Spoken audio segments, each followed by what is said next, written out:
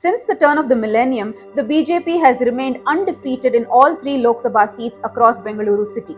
The Saffron Party has not lost the Bengaluru North constituency since 2004, Bengaluru Central since 2009, and most importantly, it has enjoyed an uninterrupted winning streak in Bengaluru South since 1991. Will the tide turn in 2024? What makes the Bengaluru voter tick? Does the Modi effect still hold sway over the urban electorate?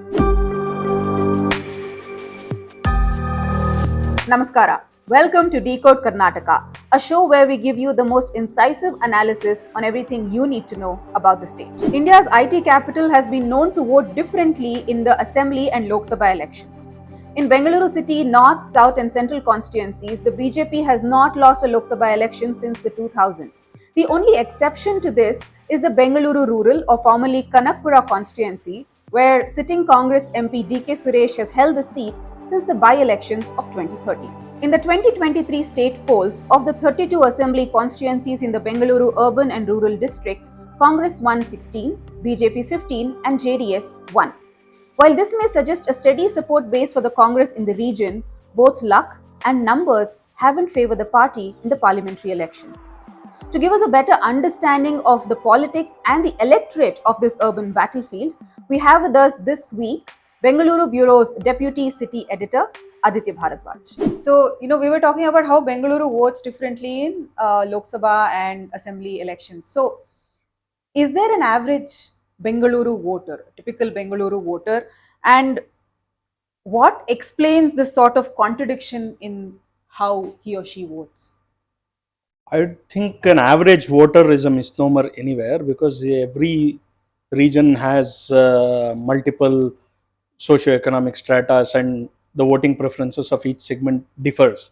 So even within Bengaluru, there are multiple cities within the city itself. So I don't think there is an average Bengaluru voter as such. So what is usually portrayed as an average Bengaluru voter, the IT crowd, and it is very partial. So Bengaluru is more complex than any such portrayals that is usually done. So Bengaluru has actually voted differently in Assembly and Lok Sabha elections. One of the best examples of this is in 2004, the Assembly elections and Lok Sabha elections were actually held together on the same day in the same booth. So in Bengaluru South Lok Sabha constituency then, out of 8 assembly segments, Congress won 7 and BJP won Bengaluru South Lok Sabha constituency with a very good margin. This shows that at least a significant chunk of voters who went into the booth voted for a Congress candidate for Assembly and a BJP candidate for Lok Sabha at the same time. So this difference has been there, and this difference has been observed in Karnataka earlier also. In 1984 Lok Sabha and 1985 Assembly elections. This was true of many other regions in Karnataka also, not just in Bangalore. So in Bangalore we see this. That is one. Even in 2009, when UPA actually did very well across most urban centers across India, Bengaluru elected 3 BJP MPs in Bengaluru. So this is observed. Why this is so is a question to which there are no easy answers. Even BJP probably doesn't know why it happens, because now it is very easy to explain it as Modi factor. That is 2014 and 19. Okay. So what was the factor that when all urban centers across the country mostly preferred Congress in 2009, why did Bengaluru even then choose BJP? Or even in 2004, when the Vajpayee government was voted out during after the India Shining campaign, even then Bengaluru actually in Assembly, when SM Krishna contested from Chamarajpet in Bengaluru South constituency only, they preferred Congress the same day in Assembly, but actually voted BJP in the Lok Sabha. So it is not just now, it has become, everybody will say it is the Modi factor works in Bengaluru, but it is much older than the Modi factor was ever in play. So we don't know what is there are no easy answers for that, but BJP leaders say that national security and less corruption in central government, and a general tilt towards the right in Bengaluru is probably why, because this has a bigger middle class population. This has a more affluent, the segment which is affluent is slightly bigger than other cities, which are no probably tilt towards BJP. So these may be some of the reasons why Bengaluru has chosen BJP in the Lok Sabha elections. So this general shift that you were talking, tilt towards the right that the electorate may seem to have in Bengaluru, how is the Congress sort of able to circumvent this trend in Assembly, but ends up losing steam in the Lok Sabha elections? So assembly elections are more fought on local issues. There are caste equations, many other things. Generally, if you see, Congress has performed better in assembly elections in the city than in Lok Sabha elections.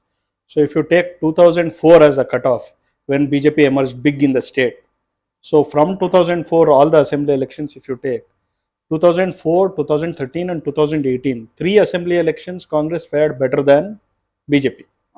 Only in 2008 and 2023, BJP has actually fared better than Congress in the number of assembly seats each party has got. So if you see, actually Bengaluru has bucked the trend even in 2023 assembly elections, when BJP lost vote shares in most of the regions of the state, and from being in power, it is down to 65. And Congress has done pretty well, and it has got 135 seats in the assembly. BJP improved its vote share by 5.6% in Bengaluru alone. And that may be because of, some say it is because of Modi factor. Prime Minister Narendra Modi actually took out a 39-kilometer long road show in Bengaluru on one day, and that might have influenced many BJP leaders say. So they improved the vote share and they did much better than Congress in 2023. So there is no set pattern even in the assembly elections, if you see. That is one thing. If you see, Congress has a better slate of candidates in the city for assembly elections compared to Lok Sabha elections. So there is a pro-incumbency trend in Bengaluru for both MLAs and MPs. Out of 28 MLAs today we see from 2008 after the delimitation, nearly 15 people are getting elected multiple times. More than 5 times, 6 times, 7 times, 4 times, 3 times. This is very common in Bengaluru. So once a person becomes an MLA or an MP, there is usually, it is hard to dislodge them, be it either parties. It is not just BJP or Congress. There are many Congress MLAs who have been MLAs in the city for 6 terms, 7 terms. So there is a general pro-incumbency trend in the city.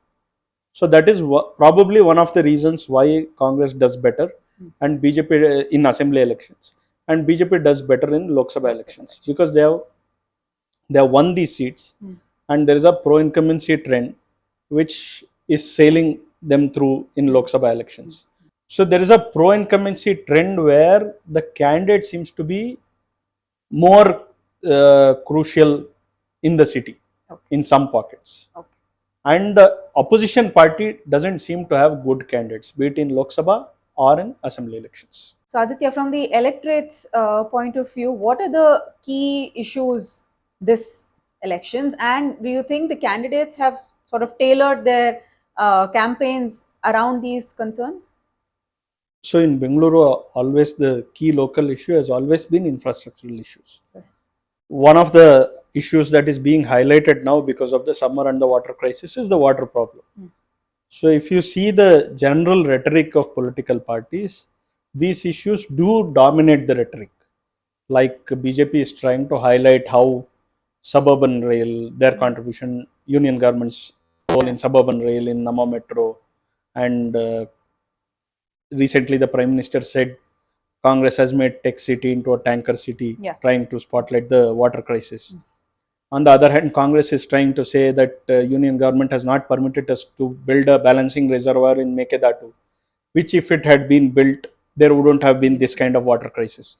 So this kind of rhetoric you see between opposing political parties dominating the campaign.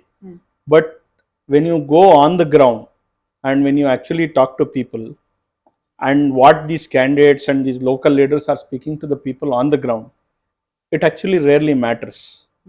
The issues that matter on the ground from experience and what we are seeing now is entirely different. And especially in a Lok Sabha election, it is usually the larger national issues, leadership, and those things resonate more in Bengaluru than any of these issues. Will the Congress's momentum continue this elections in Bengaluru, or will the pro-incumbency trend hold?